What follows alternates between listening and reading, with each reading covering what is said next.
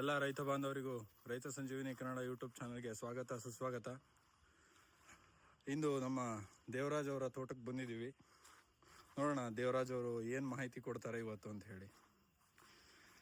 ದೇವರಾಜ್ ಅವರು ನಮಸ್ಕಾರ. ಚೆನ್ನಾಗಿದ್ದೀರಾ?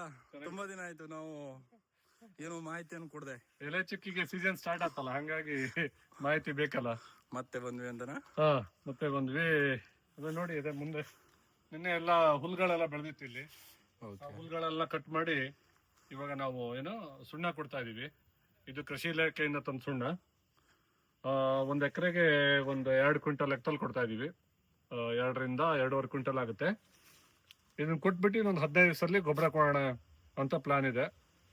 ಎಲೆ ಚುಕ್ಕೆ ಎಲ್ಲಿ ಬಂದು ನಿಲ್ಲುತ್ತೋ ಗೊತ್ತಿಲ್ಲ, ಯಾವ ಪ್ರಮಾಣದಲ್ಲಿ ಹರಡುತ್ತೋ ಗೊತ್ತಿಲ್ಲ. ಬಟ್ ನಾವು ಮಾಡೋ ಕೆಲಸ ಮಾಡ್ಲೇಬೇಕಲ್ಲ.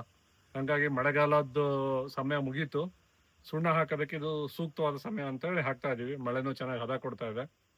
ಸೊ ಇದು ಹಾಕೊಂಡು ಇನ್ನೊಂದು 10-15 ದಿವಸದಲ್ಲಿ ಗೊಬ್ಬರ ಹಾಕೋಣ ಅಂತ ಇದೀವಿ. ಏನೋ ನಮ್ಮ ಪ್ರವೀಣ್ ಅವರು ಬಹಳ ಒತ್ತಾಯ ಮಾಡ್ತಾ ಇದ್ರಿ, ಸುಣ್ಣ ಹಾಕಿ ಗೊಬ್ಬರ ಹಾಕೋಣ ನೆಕ್ಸ್ಟ್ ಒಳ್ಳೇದು ಅಂತ ಹೇಳಿ. ಯಾವ ಗೊಬ್ಬರ ಏನು ಅನ್ನೋದ್ರ ಬಗ್ಗೆ ಅವ್ರ ಹತ್ರ ಮಾಹಿತಿ ತಿಳ್ಕೊಂಡು ನೆಕ್ಸ್ಟ್ ನಾವು ಗೊಬ್ಬರನ್ನ ಒಂದು 15 ದಿವಸ ಬಿಟ್ಕೊಡೋಣ ಅಂತ ಅನ್ಕೊಂಡಿದೀವಿ. ಮೊದಲು ಈ ವರ್ಷದ ಎಲೆ ಚುಕ್ಕಿ ಬಗ್ಗೆ ಏನ್ ಅನ್ಸುತ್ತೆ ನಿಮ್ಗೆ? ಎಲೆ ಚುಕ್ಕಿ ಇಲ್ಲಿವರೆಗೆ ಒಂದು ಕಂಟ್ರೋಲ್ ಅಲ್ಲಿ ಇದ್ದಂಗೆ ಇದೆ. ಎಲೆ ಚುಕ್ಕಿ ಹೋದ ವರ್ಷ ನಾವೆಲ್ಲ ಮಾಡಿರೋದ್ರಿಂದ ಇಲ್ಲಿವರೆಗೆ ಒಂದು 60% ರಿಕವರಿ, 60-70% ರಿಕವರಿ ಇದೆ. ಸೊ ಆಗ್ಬೋದು, ಹೋಪ್ಸ್ ಇದೆ, ಚೆನ್ನಾಗಾಗುತ್ತೆ, ಕಡಿಮೆ ಆಗುತ್ತೆ ಅಂತ ಹೇಳಿ. ಅದಾಗುತ್ತೋ ಬಿಡುತ್ತೋ, ನಾವು ಮಾಡೋ ಕೆಲಸ, ರೈತರು ಮಾಡೋ ಕೆಲಸ ಮಾಡ್ಲೇಬೇಕು. ಸೊ ಅದಕ್ಕೋಸ್ಕರ ಇವಾಗ ಸುಣ್ಣ ಎಲ್ಲ ಹಾಕ್ತಾ ಇದೀವಿ. ಸುಣ್ಣದ್ರಂತ ನೆಕ್ಸ್ಟ್ ಗೊಬ್ಬರ ಕೊಟ್ಬಿಟ್ಟು ಮಾಡೋದು, ನಮ್ಮ ಕರ್ತವ್ಯನ ನಾವು ಮಾಡೋದು. ಸುಮಾರು ಜನ ರೈತರಲ್ಲಿರೋ ಪ್ರಶ್ನೆ ಏನಂದ್ರೆ, ಈಗ ಸ್ಪ್ರೇ ಮಾಡಿದ್ರು ಮಾಡದೇ ಇದ್ರು ಎಲ್ಲ ಹಂಗೆ ಆಗತ್ತೆ ಅಂತ ಹೇಳ್ತಿರ್ತಾರಲ್ಲ, ಇವಾಗ ಅವರಿಗೆ ಏನ್ ಹೇಳಕ್ ಇಷ್ಟಪಡ್ತೀರಾ ನೀವು?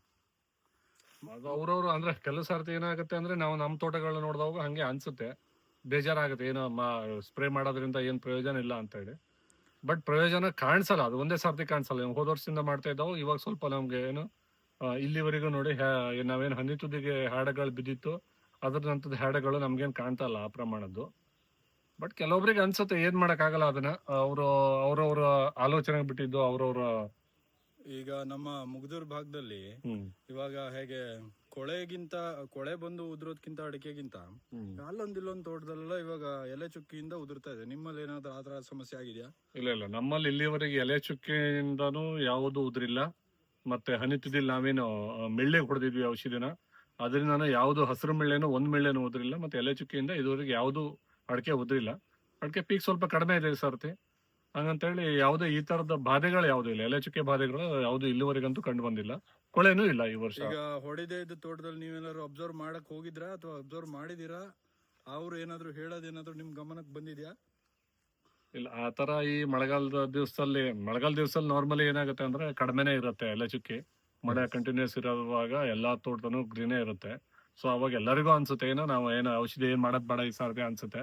ಬಟ್ ನಮ್ದು ಕ್ಲೌಡಿ ವಾತಾವರಣ, ಇನ್ನೇನು ಮಳೆ ಕಡಿಮೆ ಆಗಿದೆಯಲ್ಲ, ಇನ್ನೇನು ಬಿಸಿಲು ಮಳೆ ಸ್ಟಾರ್ಟ್ ಆದ ತಕ್ಷಣ ಆಟೋಮೆಟಿಕಲಿ ಎಲೆ ಚುಕ್ಕಿನೂ ಇದಾಗುತ್ತೆ. ನಮ್ ಮುಂಜಾಗ್ರತಾ ಕ್ರಮವಾಗಿ ನಾವ್ ಏನೇನ್ ತಗೋಬೇಕು, ಆಕ್ಷನ್ ತಗೊಂಡ್ರೆ ಒಳ್ಳೇದು. ತಗೊಳ್ಳಿ ಅಂತ ನಾನು ಹೇಳ್ತೀನಿ ಎಲ್ಲಾ ರೈತರಿಗೂ. ಏನೇನ್ ಮಾಡ್ಬೇಕು ಮಾಡಿ, ನಮ್ ಕರ್ತವ್ಯ ಮಾಡೋಣ. ಇವಾಗ ನೀವು ಹೋದ ವರ್ಷ ಎಲ್ಲ ಸ್ಪ್ರೇ ಮಾಡಿದ್ರಲ್ವಾ? ಈಗ ಹೋದ ವರ್ಷ ಸ್ಪ್ರೇ ಮಾಡಿದ್ರಿ, ಮತ್ತೆ ಅಗೇನ್ ಈಗ ಮೇದಲ್ಲಿ ಮತ್ತೆ ಸ್ಪ್ರೇ ಮಾಡಿದ್ರಿ. ಅದೆಲ್ಲ ನಿಮ್ಗೆ 1 ಎಕರೆಗೆ ಎಷ್ಟು ಖರ್ಚು ಬಂದಂಗಾಗಿತ್ತು ಅಂದಾಜು ಮೊತ್ತ? ಎಕರೆಗಂದ್ರೆ ನಾವೀಗ ಅಂದ್ರೆ ಔಷಧಿ ಹೊಡೆಯೋದು ನಾವು ಹೊಡೆಯಲ್ಲ, ಔಷಧಿ ಹೊಡ್ಸೋದು ಬೇರೆ ಹತ್ರ ಹೊಡಿಸಿ 9,000 10,000 ಖರ್ಚು ಬಂದಿರ್ಬೋದು 1 ಎಕರೆಗೆ. ನಂದು ಟೋಟಲ್ 3 ಎಕರೆ, ಅದತ್ರ ಒಂದು 28-29,000 ಔಷಧಿ ಮೇಲೆ ಡಿಪೆಂಡ್ ಆಗಿ ಬಂದಿದೆ. ಆ ಪ್ರಕಾರ 9,000 ರಿಂದ 10,000 ಆಗಿರ್ಬೋದು ಒನ್ ಟೈಮ್ ಸ್ಪ್ರೇ. ಔಷಧಿಗಳು ಮತ್ತೆ ಸ್ಪ್ರೇನು ಸೇರಿ 1 ಎಕರೆಗೆ 10,000 ರೂಪಾಯಿ ಖರ್ಚಾಗಿ. 1 ಎಕರೆಗೆ ಒಂದು 450 ರಿಂದ 500 ಮರದ ಲೆಕ್ಕ. 500 ಮರದ ಲೆಕ್ಕ. ಇದೆಲ್ಲ ಹೊಸ ತೋಟ ಅಲ್ಲ, ಹಂಗಾಗಿ.